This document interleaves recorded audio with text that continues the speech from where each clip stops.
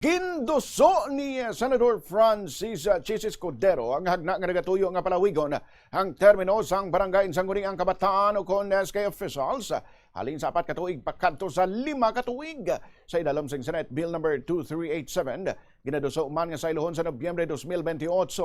ang sunod nga barangay kag SK elections halin sa original nga schedule sini sa Nobyembre 2026. Pagkatapos sini paligaynon ng eleksyon sa kada 5 ka tuig, sunog kay Escudero ang katayuan sang hagna among pagpaligon sang stability and consistency sa paghatag serbisyo publiko sa level sang barangay. Pahayag sini mas mangin malawig ang tiempo sa mga lokal nga opisyal sa pagpatuman sa mga programa para sa kauswagan sa ilang komunidad kag malikawan ang masami nga pag-untat sa mga proyekto bangod sang masami nga eleksyon sa idalom sang hagna madugangan sang 2 ka tuig ang termino sa mga nagapungko sa mga barangay kag SK officials bilang kabahin sang transitory provision. Ginasiling man sa hagna nga mga incumbent barangay officials nga nakaserbe na sang 3 kasunod-sunod nga termino sa amo man nga posisyon hindi na mahimo nga magpadalagan liwat sa amo nga pwesto sa barangay kag SK election sa 2028.